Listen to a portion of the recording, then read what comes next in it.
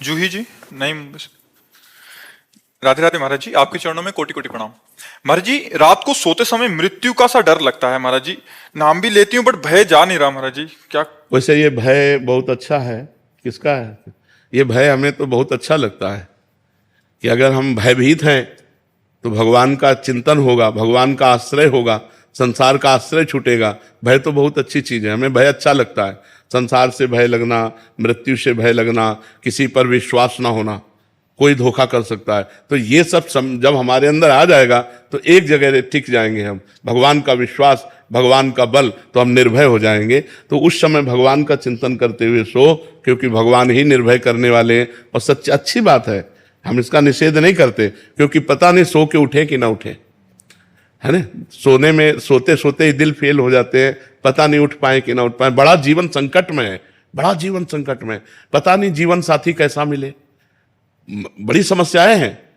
मान लो जिस जीवन साथी को हमने अपना प्राण प्रिय माना, वही जीवन साथी हमारे साथ धोखा कर जाए, कब कहाँ क्या हो जाए, क्या भरोसा।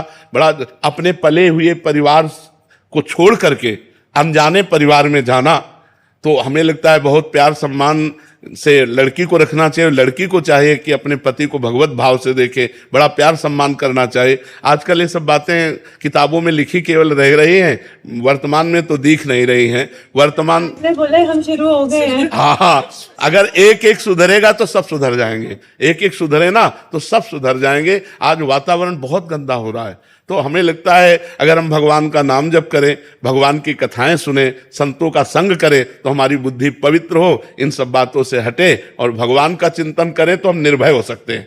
भगवान के चिंतन से निर्भय हो सकते हैं, दूसरा कोई ऐसा नहीं जो हमें निर्भय कर सके। अपने आप में भय होना अच्छी बात है, क्योंकि ये भय ही हमें भगवान तक ले जाएगा। जो सभीत आवा शरणाई, रखियो ताई प्राण की नाई। भगवान कहते हैं जो भयभीत होकर मेरी शरण में आ गया, उसे मैं प्राणों से भी अधिक प्यार करूंगा।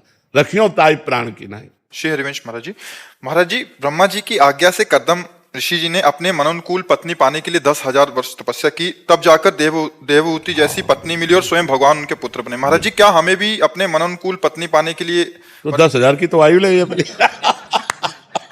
तो महाराज जी, कलयुग में कितने वर्ष तक करें? उन्होंने तो 10,000 वर्ष तपस्या की, अपने अगर एकादशी उपवास कर ले, यही बहुत बड़ी बात है। हाँ, करना चाहिए। भगवान शिव की आराधना, अम्बा की आराधना करनी चाहिए, जिससे सुयोग्य पत्नी मिल जाए। ऐसा नहीं, संसार में सब कुछ है, एक से एक पवित्र आचरण वाले बच्चे हैं, एक से एक पवित्र आचरण वाली बच्ची हैं, तो आराधना करनी चाहिए। भगवान शंकर की आराधना करनी चाहिए। कहाँ से शुरू करूं, कब से?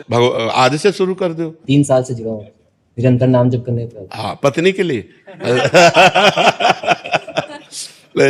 भगवान शंकर को जल चढ़ाओ, बिलपत्र चढ़ाओ, उन्हीं से प्रार्थना करो, अम्बा जी से प्रार्थना करो, वही सुंदर पति या सुंदर पत्नी प्रदान करने में समर्थ है। महाराज बीमा करा दीजिए आप। बीमा करा दो। अब वो तो फिर ये चाहते नहीं होती, उसमें तो जब समर्पित हो गए तो अब जो ही प्यारो करे सोई मोहे। भगवान हमें जब पत्नी देना होगा तो पत्नी दे देंगे, पुत्र देना होगा पुत्र दे देंगे, नहीं देना होगा नहीं देंगे। हम भगवान के भरोसे हैं, उसमें अपनी साधना का फल नहीं, हमारी साधना का फल श्री भगवान है। अब वो जो चाहे सो करें, ऐसे चला जाता है। भगवान की शरणागति में बीमा का मतलब कल जो कह रहे थे वो शरणागति है, पूर्ण शरणागति भगवान की। तो भगवान जो ही प्यारो करे सोई मोहि भावे। जैसे जैसे भगवान जो करे वही हमारे लिए, हम भगवद आश्रित रहते हैं।